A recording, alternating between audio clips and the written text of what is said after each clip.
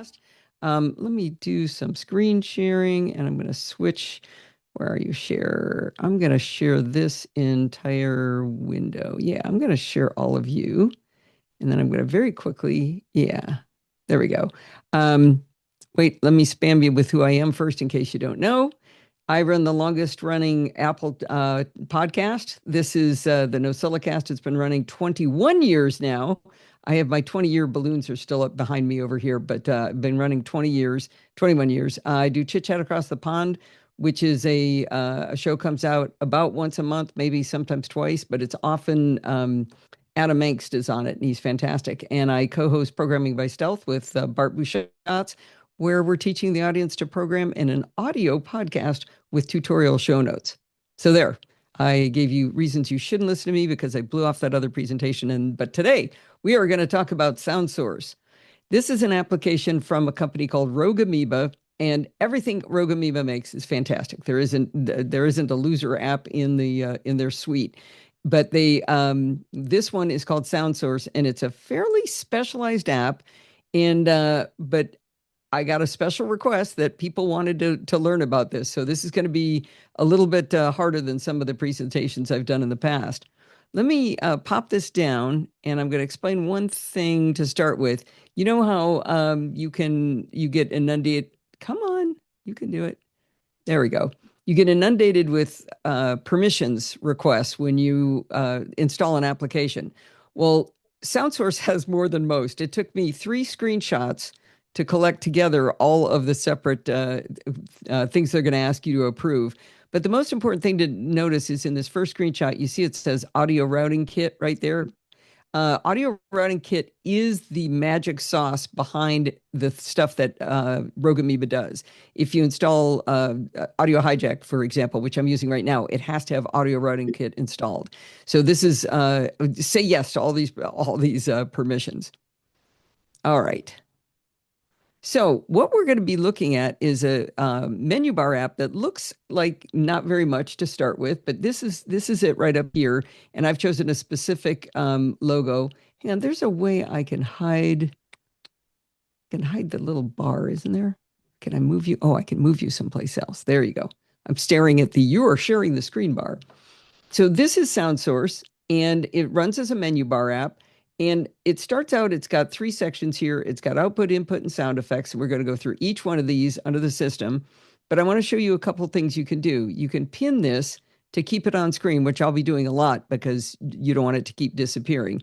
If I don't have it pinned, it does that. Really pretty animation. You can also pin it by simply grabbing it and dragging it off. And did you see the icon changed? So let me do that one more time so you can see it. So it looks like a pin, but when I drag it, it pins it on screen. And that's an attribute of the way all of the windows in all of the apps from Rogue Amoeba work. They often, you can just tear them off like that and have them float around on screen. So I'm going to bring up system settings, and I want to show you how this is kind of the same. And I'm going to give you, whether you get anything out of this presentation at all, I hope you'll like this one. If you hold down the Option key and you tap on either of the brightness keys, it will automatically bring up system settings directly to the display's preferences. Isn't that cool? And if you want to see, we actually want to go into the audio settings. If you hold Option and hit any one of the 3 volume keys, you hit that one, and then it's going to take you right into the sound settings. So Option and those 3 sound keys gets you right to the sound system settings. Now, I've got my screen blown up real big so that hopefully people who are on iPads or things can see what we're doing.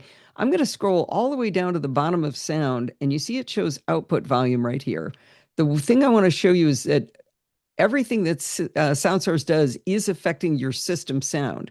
So you see I've got my output volume at 48%. Watch this one down here. I'm going to crank it up, and you'll see it move with me. And boy, that's loud in my ears. And there, it's really quiet. So I'll put it back around 50%. So you can see that I'm actually affecting this sound settings. But I had to open up system settings, go to sound, scroll all the way to the bottom to get to that volume slider. Obviously, you can do this with your keyboard, so we know we can do that. But another thing you can do here is you can hit mute, and you see the little mute checkbox. If I hit mute, and I'll undo it. I'm getting a warning. You can't hear anything because you just muted. So you can mute your microphone, or sorry, your output right from here. And that's kind of cool. But we're going to do some more things that are even cooler as we get going into SoundSource. So I'm going to close this down, but I just wanted you to know that we're affecting the real sound settings, input, output, sound effects. By the way, I am just fine with questions interrupting me. If somebody is like, "Oh, I'm never going to remember that question I had, and she was going so fast," don't worry about that. I'm fine with questions. So if you get to anything like that, you can just make noise. Except that might violate Linda's rules. I don't want to tell you to misbehave. All right, let's see. I talked about that. There's another thing here next to the volume slider for output, and this is called Magic Boost. And if I click that, this actively listens several milliseconds ahead or behind for quieter passages of audio to give them a boost while keeping louder audio from being overdriven. So it doesn't just increase all of the volume, it just increases the volume of the quieter things. So think about when you're listening on Zoom and some people are talking loud and some people are talking quiet. You don't want to go volume up, volume down, volume up, volume down as people are talking at different levels. You can use Magic Boost to bring that up. All right, let's turn off Magic Boost. And it's too bad you can't hear the things that I'm doing, but oh well, we'll have to do it there.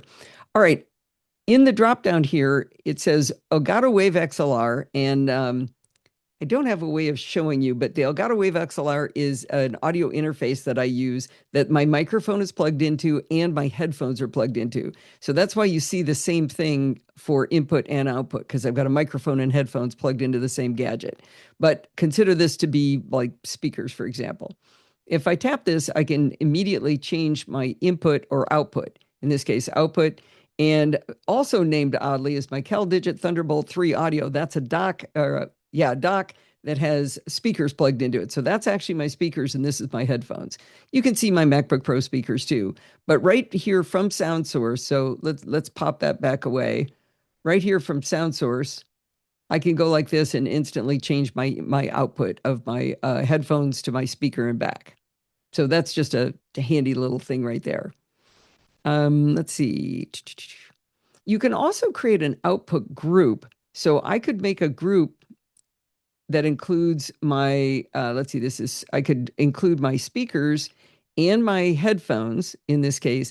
And let's say I'm sharing audio. I'm listening to something, but I want my husband, Steve, to be able to hear it too. I could have this output group where I could combine both of them and you could hear out of both. But my speakers are louder than my headphones, so I could do it at separate volumes. I can name the group and I could choose an icon for it if I want. All right, I am going to delete that group with the little minus button here though. And delete group. Okay, let's see, close that. And you're staying there, but I'm going to pin you just in case. All right. On the right, you see where it says FX. That's for effects. Get it? I'm going to drop this little chevron down for output. And by default, your output has two separate effects. It has balance and a 10-band equalizer. So balance is going to be whether the sound is coming out of my left or my right ear. So when I go that way, now everything's coming out of my left ear, and now it's coming out of my right ear. If I tap on balance, so a use case for this, I should tell you why you would care, is maybe your hearing's better in your right ear than your left ear. You want to crank the volume up on the left side. That's something you might want to do. But you can also go to pan, and you can move where the sound sounds like it's coming from. So not louder on my left side, but the sound sounds like somebody standing over to this side instead of over to this side. If that's reversed in the mirror image, go like this. So let me put that back. And I'm going to put this one back to balance. You also get a 10-band equalizer. And from this, you can change how your sound is coming out. Probably everybody knows what an equalizer is, but let's say I want to take this and I want to make it a bass booster because I want to hear the boom, boom, boom of some really good music. I don't listen to music, but I understand other people do. Or maybe you have trouble hearing high voices. You have trouble hearing women's voices. Maybe you want to put on a treble booster. Now, you're just kind of picking these, and it looks like you can't do anything with it. But if you click on the 10-band equalizer, I think anywhere in this bar, there you go, it pops out this little 10-band equalizer. Now you see that little tick mark there, that shows it's connected to that piece. But look what I can do. I can tear it off. Woo! Oh, it's very exciting. I knew you guys would like that.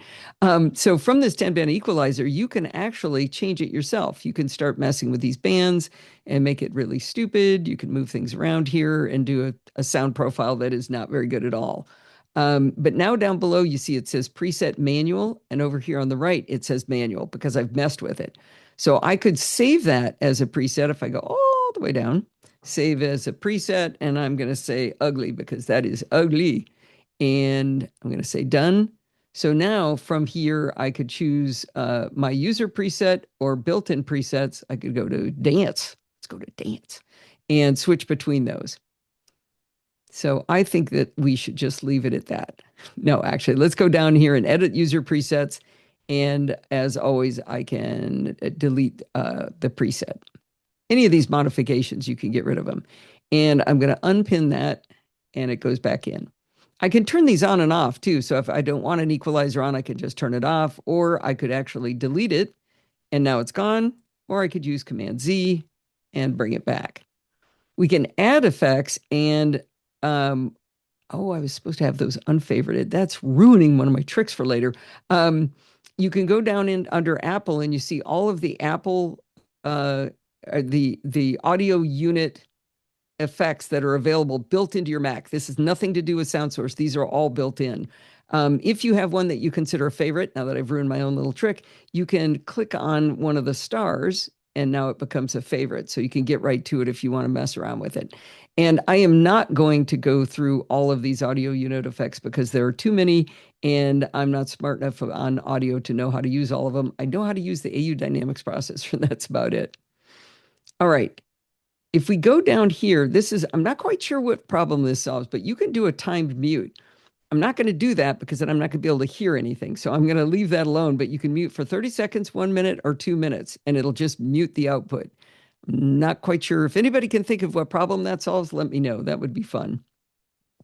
Under options, we can show the system output in the menu bar. And this is something I definitely do all the time. So watch my menu bar. And I'm going to do show system output in menu bar. And now you can see my speaker. Well, it's my headphones in this case, but that's the speaker output. And you can see that little icon.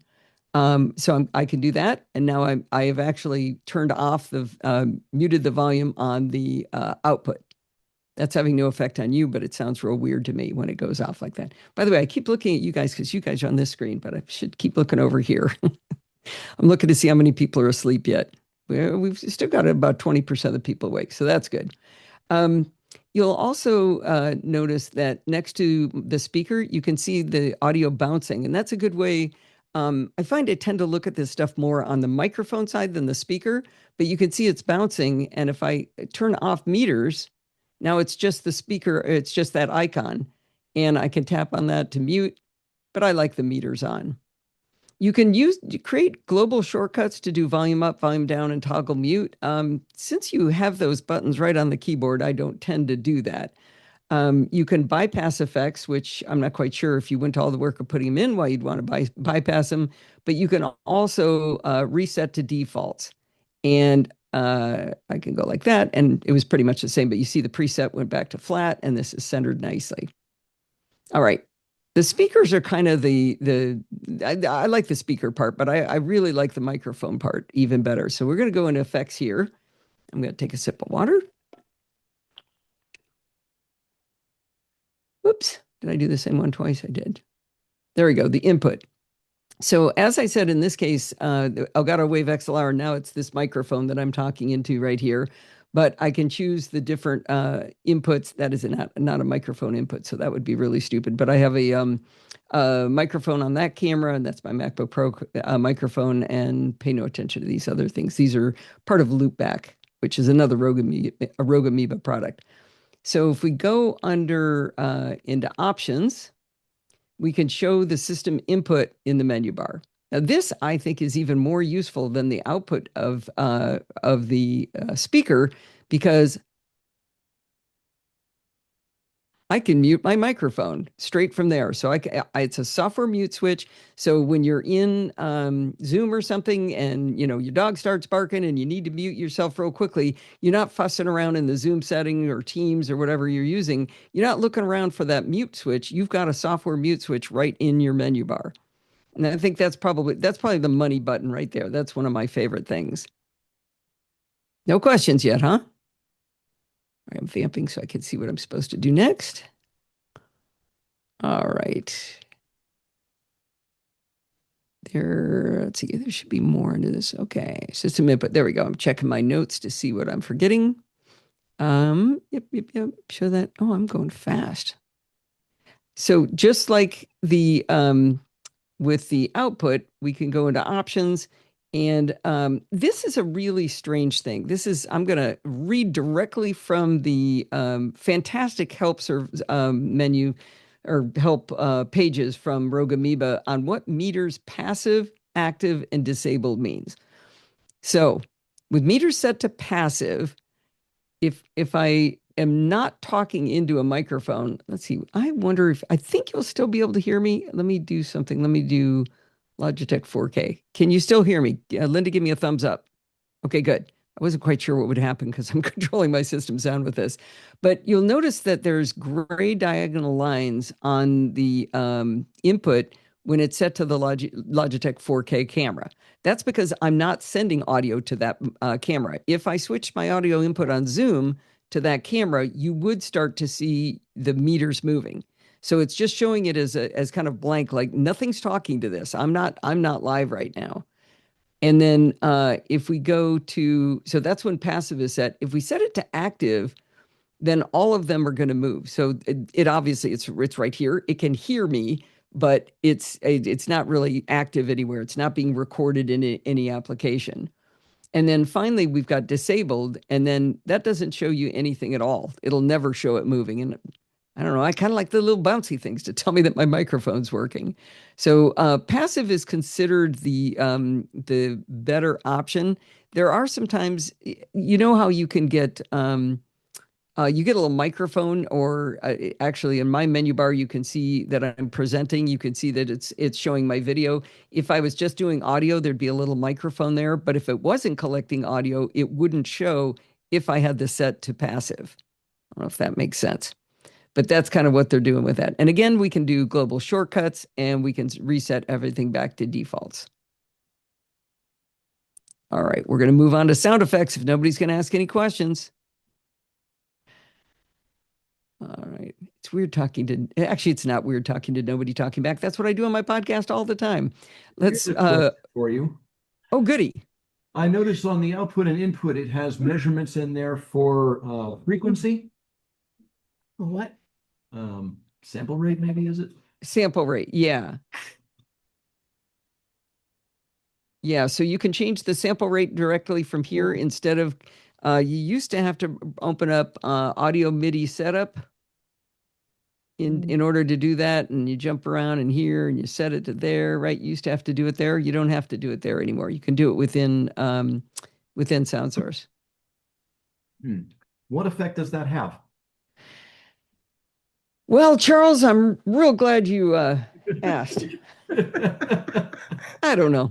I know there's a whole thing about 44.1 is usually for audio recording, and 48 is usually for video. I don't know what 96 kilohertz is for.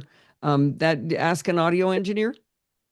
I don't do anything with that. But I have seen it where this is wrong, and you get a chipmunk recording. So I know how to know when it's wrong, and that's what to go look for if you ever hear a chipmunk recording of yourself. That's my technical explanation. All right, before he asks another hard question, I meant easy questions, not hard questions. Did you see how I remembered your name, though, Charles? Excellent. After I said it, I was like, wait, did I do that right? All right, so sound effects, you can set to come out. This is coming out of my headphones if I do that, but you can just set it to track system output too. So you could just say, okay, wherever the sound's coming out, I want my sound effects to come out of the same place. You can also do a timed mute of your sound effects. And under options, We've got meters again, so we could see those sound effects in the, actually, that's showing the bouncing meters. And then we could assign global shortcuts for volume up, volume down. So think about this. You could change the volume of sound effects separate from the volume of your speakers. So this is the output volume, but I could say, hey, I just want a little ding down below. I don't want it going ding into my headphones when I'm listening to something. So you can set that volume to anything you want, independent of the input and output. Does that make sense to everybody? Stay completely silent if it does. All right. So the one of the cool things, or what I think is the coolest thing about SoundSource, is that you can change how sound is coming out and affect it by application. So Zoom is showing here because I'm actively running an app that's using my audio. I have music open in the background, and from here, I can set the volume of music to 15% with Zoom at 100%. Two totally different volumes for two totally different applications. And that can be really, really useful. That's one of the greatest things in here. And you've got redirect audio too. So I could say, okay, I want to listen to my music. I want to get that out of my CalDigi Thunderbolt 3 audio, which is my speakers. But I want Zoom to come out of the Elgato Wave XLR, my headphones. So I'm listening to this, but I'm still listening to some little music in the background. I don't listen to music in the background, but people do, from what I understand. And you'll see we've got effects under this as well. So in here, actually, that's interesting. What is that? Oh, what is that? Huh. This, I never saw that before. Sorry, because I had the window up so small, it was showing me that I could scroll down to see the different applications. That's kind of a tricky little thing. I never saw that. Could you guys see what I'm looking at? It's about 4 pixels across. So let me bring this down so we can see the whole thing. So I just opened up music for effects, and you remember we talked about Magic Boost. And Magic Boost was, again, where it takes quiet sounds and makes them louder without overdriving the louder volumes. Volume overdrive is the exact opposite. So we're gonna do something here. I'm gonna set the volume of our music to 100%, and I've got volume overdrive to 1x. I can hit 2x, and it's actually going to drive things twice as loud. So I'm going to hit 2x, but you'll notice this moved to 50%, but it still says 100%. That's because it's half of how high it can go. I'm going to go up, and now it's at 200%. Did you guys follow what that did? So 100%, 1x, 2x, 100% is half as loud as it can go because it can go to 200. I can hit it at 3x, and it goes to 2/3, and I'm going up to 300%. Now, I've tested this up to 300%, and it was still okay coming out of my good speakers, coming out really, really loud. When I got up into the 4x range, that was just really sounding pretty terrible. You'll notice that the icon for the speaker is also getting very shouty over here. It's showing you that you're overdriving it. So I'm going to hit 1x, and that shouty thing is going to go away. This is an effect that you can add or delete with the X, just like we did with the 10-band equalizer. All right, what was that? Magic Boost. We talked about that. No redirect. All right, making sure, look at me with my notes highlighted and everything. They were all ready for that presentation I didn't show up to. Okay.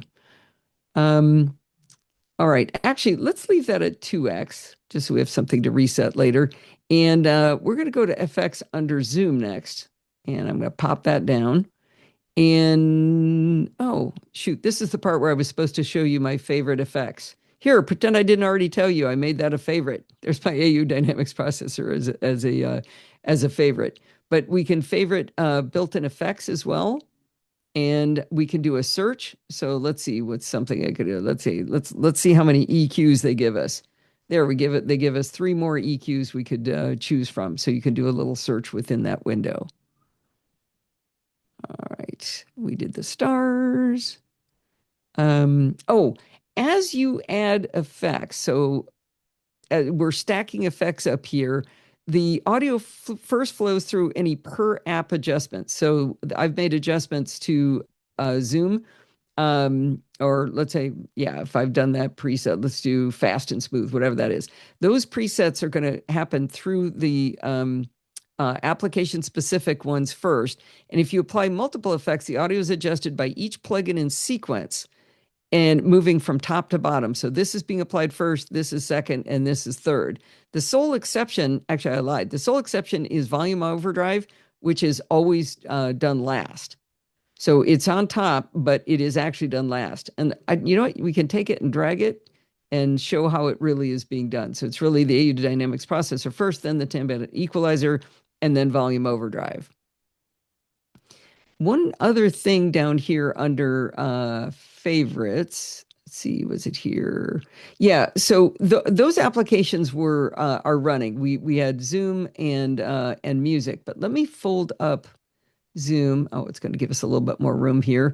And I can choose other applications to be included in here. So I can add Safari, and now Safari will always be in my SoundSource window. That's how I add it to favorites. So that was a running application, but you can also go straight from here into select applications. And oh, it's a miracle. It opened on the right screen. You could choose any one of your apps from here and add it to the list of favorites. And if you keep going down, there's special sources like background sounds, which I think are the like you can have rainfall and falling leaves, that kind of thing. You can have those be special sources. So maybe you want to have background sounds on, but you want them quieter than everything else. You could, or louder. You could raise and lower its volume by itself. You can also do Siri, spoken content, AirPlay receiver if you've set it up. And I actually do put voiceover in here because it lets me do, actually, let me add that one.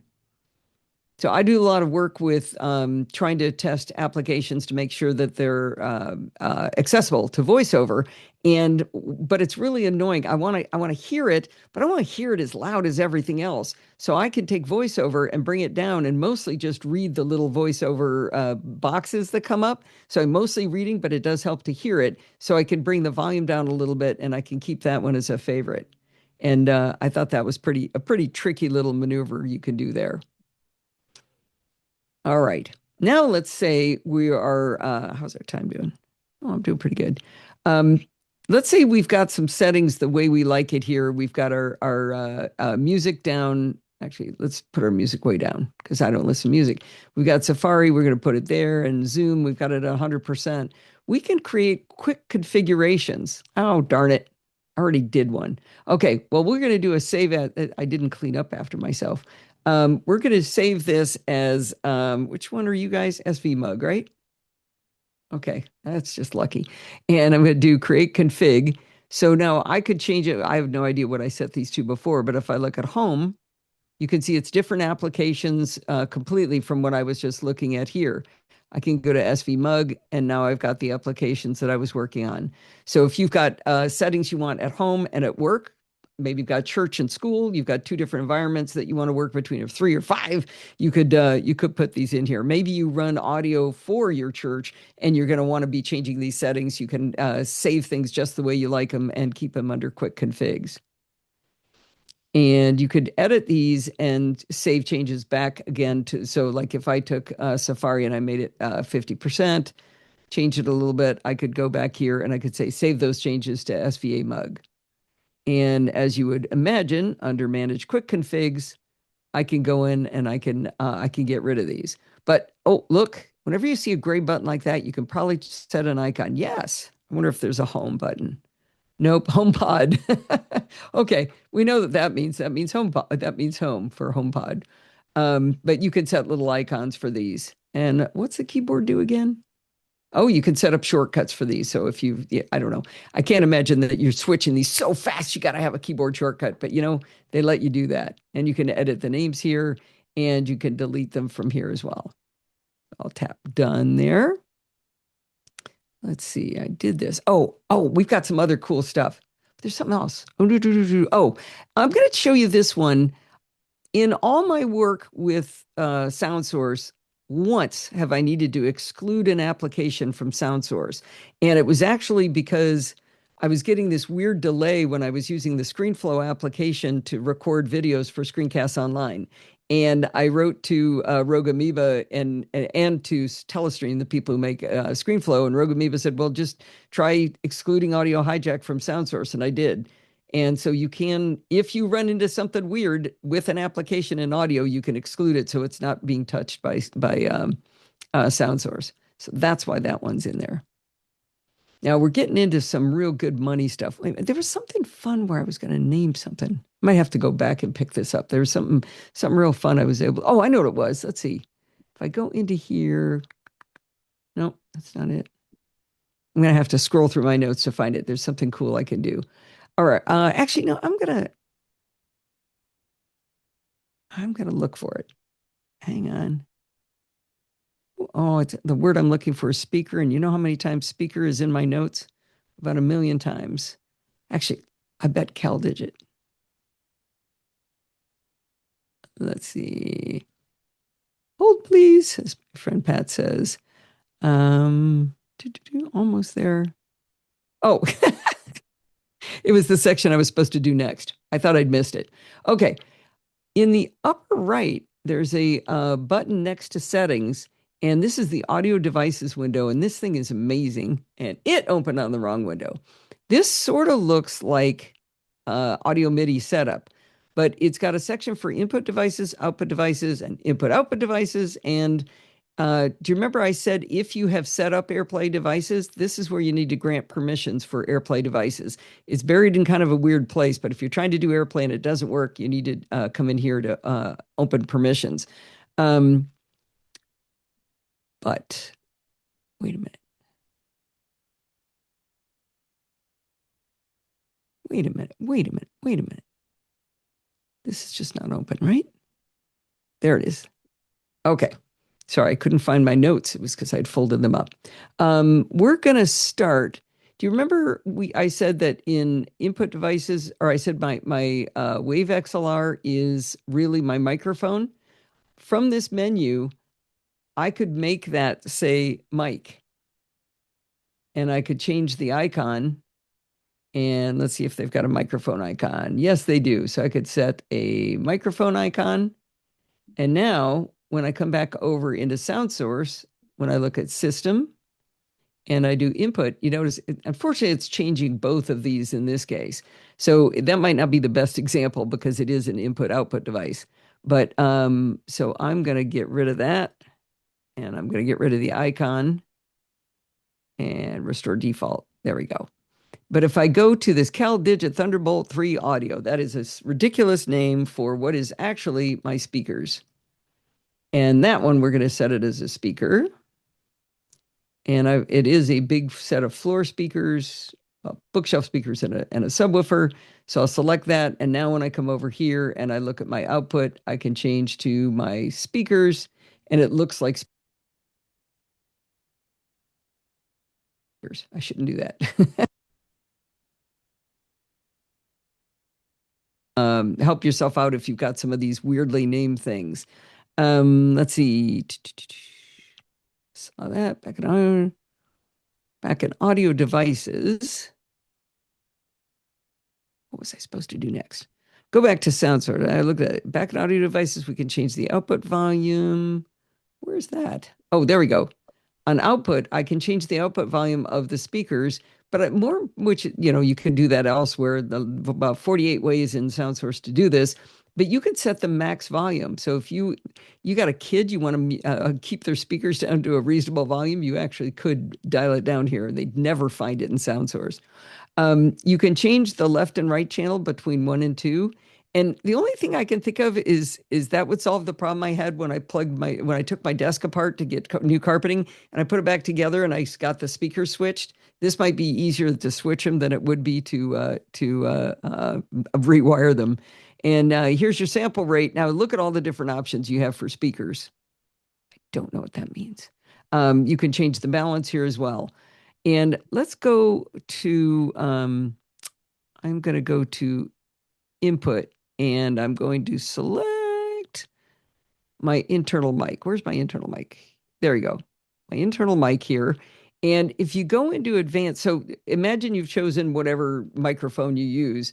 Have you ever had the problem where well, let's see. You can globally lock the volume of the input of your microphone. And the problem that solves, and I don't know whether people who don't podcast run into this and are as frustrated as we are, but a lot of times our volume gets lowered in Zoom because it's got automatically adjust microphone volume. Let me see if I can. Oh, I think you can't show Zoom in a Zoom window, but there's a switch that gets turned on. Like we turn it off. We don't like to have the volume messed with. We want to set our own volume when we're podcasting, and it changes the volume. And a lot of apps do that. So you can globally lock your input volume here within this audio devices button. Remember, I got to it from that icon there.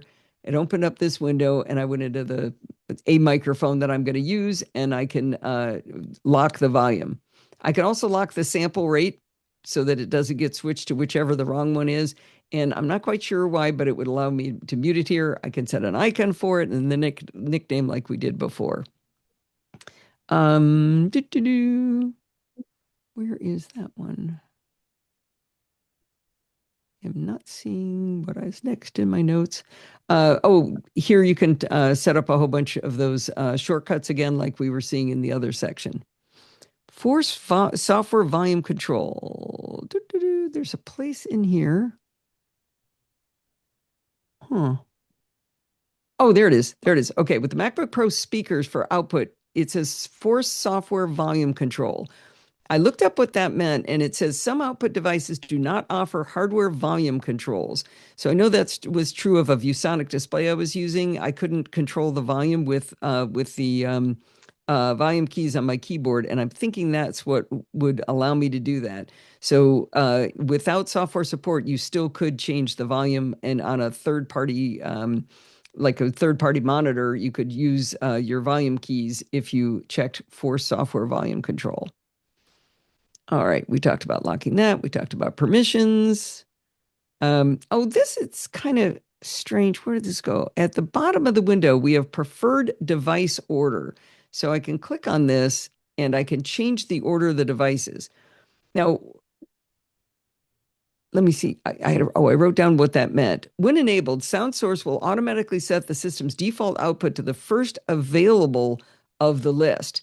So if you put speakers above Elgato Wave XLR, it would choose that first, but it doesn't change their order in the drop-down menu. It just is going to choose, it's going to default to choosing my speakers ahead of Elgato Wave XLR if I were to do that. But I'm not going to do that because I don't want it that way. I like it that way.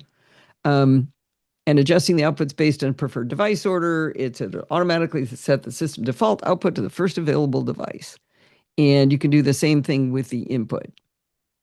All right, we're in the home stretch, guys. Anybody still awake? I've got 7 minutes. We're going to close up audio devices. I think that's a cool panel. I like that one. We're going to take a look at the gear, and the most important thing under this gear, in case we run out of time, is help and going to the online manual. Rogue Amoeba is the gold star for two things: accessibility and for online manuals. I mean, their manuals are superb. You can find the answer to any question you have. They have documented it. They've got screenshots. They don't just describe it and you got to guess what the button looked like to find it, like some apps. So that's the most important thing under this menu. But you can also get to your audio devices, your output groups, or your alerts directly from here. But let's take a look at settings, which is open in the wrong window. And let's see, here we go. So if we look at general, obviously, you're going to want to start SoundSource at login. And you know how you used to hear do, do, do, do, do, do, do, do, when you did the volume controls? You can turn that back on if you check this box, if you like that. You can do a global shortcut just to show and hide SoundSource.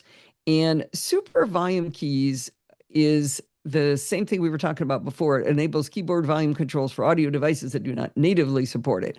Of course, you want to check for updates because Linda tells you to always do your updates. And we're going to go into appearance, match system, light, dark. That's the same kind of thing. You can change your accent color if you like. So if, let's see, we probably want that to be pink instead of green. Oh, I like that. I think I'm going to keep that. I showed that that's what my speaker volume or my speaker icon looks like. That's the obvious SoundSource one. You can change it to look just like the regular system speaker it could get confusing if you have them both showing. So I suggest you hide the real one if you're going to use the one from SoundSource, or you can match the output device. I like the one that looks like a big speaker. Finally, we look at audio. This is an interesting section. Audio processing, do you want lower latency or more reliable? And latency is that thing I was talking about where there was kind of a lag before I was able to use audio hijack in that other application. But in general, I don't run into that problem of I think this kind of was from when the computers were a lot older and slower. I don't ever run into latency problems. I don't have to go up to more reliable. With lower latency, it can start skipping, but I've never heard it skip in modern Macs. And this is where you add that excluded application. So the reason audio hijack is here is because I added it there. And if I hit open settings, it would take me right to that menu. And that's where you can add an exclusion. And let's see. SoundSource from the menu bar. We did all that. Oh, there's one more thing I could do. What could I do? If you control, let's see. I don't even remember what this tip is. Oh, if you control click or two-finger tap on a trackpad, you can instantly change your output device right from here. You can instead of having to open SoundSource and then go into here and do the drop down, you can unpin this. Come on, go away. And I can control click or right click, two-fingered click, and I can immediately select a different speaker or a different input device. So that's kind of a fun thing to do. And every single thing in here is accessible to the blind. All right, I made it. It's 6:13. Any questions? I have a question. Curious about how your hardware supports the number of audio devices it does. And I saw on the input and output devices, looked like the USB symbol on a lot of them, but other ones had the two gears. And I was wondering what the two gears icon was. Oh, like this one? Yeah. So that's another app I mean, from it's apparently not plugged in. Yeah, it's not actually gears. It's actually a little like a figure eight on its side with like a double line. And that is an app called Loopback, which is also from Rogue Amoeba. Oh, look what's new. And this is an app that allows you to route physical devices into virtual devices and then use them as an input. So if you see this Al's Mic SCO, that's taking my physical microphone, the mic I'm talking to you on right here. You can hear that. And it's creating a pass-through device. This is kind of an upper division course, very, very quick loopback lesson. I then use that as the input to you guys hearing me. So I can add special effects. We're really going to blow your mind here. Let's see. So audio hijack. Where's my audio hijack window? Oh, how about this one? So I'm actually taking, is that going to fit? What's going to happen? I'm taking my microphone and I'm running it through an audio high pass filter, a 10-band equalizer, an audio AU dynamics processor. I'm declicking it. I'm got the volume set. I'm watching the meters here, and I output it to Al's Mic SCO SO2. And that's my name for my virtual audio device right here. And then that's what I use as my input for Zoom. That's probably more than you wanted to know, right? Oh, I see. Well, that's interesting. I do use audio hijack just for simple capture stuff, but the thing is wondering if you, because there's so many devices up, and this gives you the capability to route audio between apps and devices. Can you connect more than one Bluetooth audio device to a single computer? I would have to defer to somebody else to answer, certainly, but I feel like that's not possible. Because I think Yeah, I was curious about it. I mean, yeah. Does anybody else know? Seems like a Charles question to know. Nope. Yeah, I know I certainly don't know. you can Bluetooth used for your Apple Watch plus your, whatever audio it is. So I really didn't sure if there was just some things that was never needed to be exposed unless you had some capability like this to do mobile Bluetooth devices. But Yeah, just curious. I feel like the Mac and iPhone iOS limit you and don't let you do more than one Bluetooth device. I Yeah. can't picture having it. Charles, no? My speculation would be that there's some low-level hardware limitation on that. Yeah, and that's what it feels like to me too. And But Bluetooth Yeah. is weird enough on its own, right? Okay, mute it Yeah. back again. Right. Okay, that's all questions I had. Thank you. Running in a separate direction on that, for integration with other things, I see you're jumping back and forth a little bit between SoundSource and Audio Hijack. Could you give a basic list, mention of what the difference is between those? Between Loopback and Audio Hijack? So between SoundSource and Audio Hijack. Oh, SoundSource and Audio Hijack. Oh, completely different things. So SoundSource is just to change inputs and outputs and volumes of things. It's not like, let me try to be articulate for a second here. If you look at input, you'll notice that there's no special effects I can add to the input. The special effects were only available on the output, right?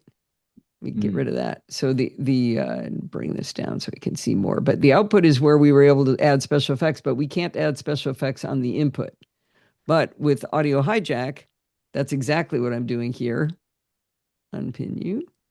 With Audio Hijack, I'm adding all of these equalizers and special effects in order to create the sound that you're hearing from me right here.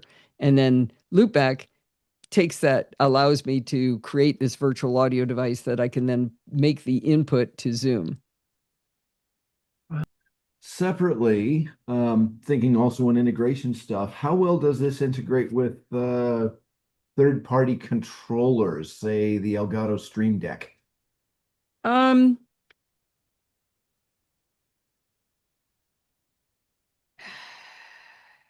That's a good question. So I've got an Elgato Stream Deck on my desk, and I have two buttons, one to change to speakers and one to change to the microphone. But I would call that a fragile thing, and I don't think it's actually doing anything. Remember, SoundSource is actually just talking to the system devices, like system settings. So asking, is it integrated? It's like, well, yeah, it does have volume control, or it does have, you can apply macros to it and keystrokes. So if you had let's say you had you had created one of those global shortcuts for the quick config, when we were looking at quick configs here, and we looked at home versus work, and you created a keyboard shortcut, you could put that keyboard shortcut on your Stream Deck. That's what I was thinking. But that's just because you could put any keyboard shortcut on the Stream Deck, not because there's any integration that Rogue Amoeba has done with them. Not Stream Deck. So I could let's say, it's multi-action, but if I drag a multi-action button, then I could go in here and I could add, well, no, I shouldn't have done multi-action. That was a mistake. Yeah, it's not directly integrated into it, but anything you could do a keyboard shortcut for, you could put into Stream Deck. I don't know if there's any specific integration. Does that answer the question? Yeah, nothing quite more direct than that. Yeah. Do you have a stereo microphone? No, because I'm only Well, one person. I mean, I do in the closet, actually. I've got a Zoom H4. Well, because I was looking at your input channels, and you had two channels with the VU settings, and they were both going the same speed, which tells me it's a standard microphone. But if you have the ability to have a stereo microphone, then then the VU levels would be different in each channel. You must have seen that in loopback here. Is that where you Hang saw on. the two channels? It's this one right here, yeah. Isn't that Yeah. So what they combine the signals, put them in both channels? Well, yeah. So let's see if I've got.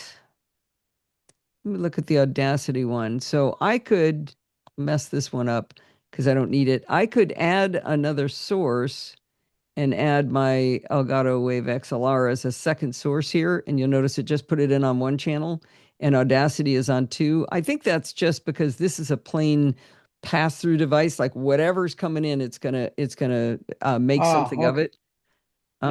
I think that's just, yeah, that's kind of misleading, but it's not because this microphone is stereo. But yeah, look how cool this is. I mean, I could just take this. I could say, I don't want that line there. Let's see, is it Command Delete for that line? Yeah.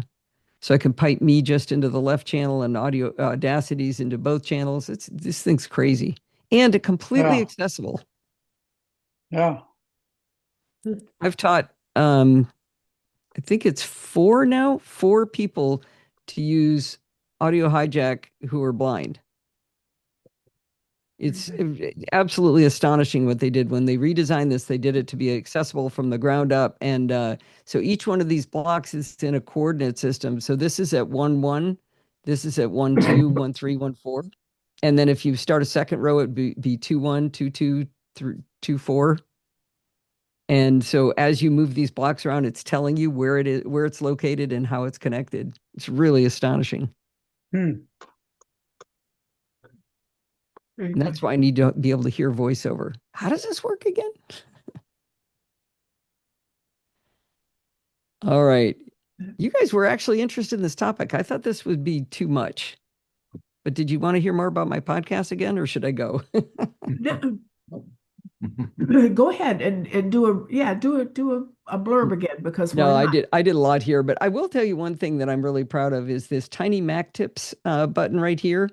My friend Joe from the North Woods went cold turkey. Well, actually, she came out to visit me and she said, I've been thinking about buying a Mac. And I said, well, I got one I was going to sell. And she said, okay, I'll buy it. And within 4 months, she decided she wasn't using it enough. So she went cold turkey and unplugged her PC and put it away in a closet so she'd learn the Mac. And she was a Windows admin, so she was really, really good at Windows. She could make it sing, she could make it do everything. And she was depressed that using the Mac, she always felt like she was doing everything the hard way and didn't know any tricks. So I started a series called Tiny Mac Tips, and every episode of this is dedicated to her. But each one of these, this is part 11 just came out. If you go into it, you've got a list of tips here. You can jump right to, like, did you know you can embiggen text windows in web forms in Safari? And it'll jump right down to that and show you that little handle right there lets you make those text box bigger. And these are I think they're gold. There's so many of them here. There's 11 parts. And if you go to lookup table of all Tiny Mac Tips, this is a Notion database of all of the tips. So you can do a search here to see if they're the one you're looking for. I remember her talking about stuff you could do with the dock. Which one is that? Okay, that was in blog part 9. Let me open that link, and I'm right here to Tiny Mac Tips part 9, and I want to go to that control the dock section. Boom, I'm in. Wow. I'm very proud of this. Because I think it's really helpful, especially if you got friends who are just starting out with the Mac. It's just little tiny tips that, they're getting harder and harder tips as they run out of the really easy ones. But I'm pretty pleased with those. I like those. Can you go through that in like a sequential order? Does that make sense? Is there just okay.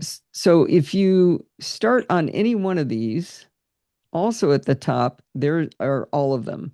So if you start with Tiny Mac Tips 1 and you get to the bottom, which, by the way, you can get to with Command down arrow, which is something I taught in one of the early lessons. I passed all the feedback. At the bottom, it's linked to Tiny Mac Tips 2, Command down arrow, and we're at Tiny Macs at that one. And that should take you to 3. Okay. Yeah. All right, go Trey. Yeah, the info on the latest part 11 with the get info box and the inspector, I thought was actually pretty comprehensive. Oh, good. Thank you. Yeah. I was, wait, how do you get back to, can't get back though. Oh. Go back button. No, there's no back. Well, I mean, I could back button this way, but yeah, back to that one. Yeah, I had a lot of fun with Get Info. I never thought I could spend, 10 minutes talking about the Get Info button and Show Inspector. I did. Oh, actually, so Get Info versus Show Inspector was a tiny tip, but I did a long form one that's all about Get Info. This is just more than you'd have ever wanted to know about what you can do with Get Info. I had a guy tip me $10 because he had lost the ability to tag with a keystroke when he went to macOS 26. And it turns out if you do, I think it's Control 1, 2, 3, 4, 5, 6, 7, 8, whatever, you can actually add tags by color. And he was so excited, he sent me $10. Podfeed.com/donate. Very good. Yeah. All right. Well, I should probably let you guys go. This was a lot of fun.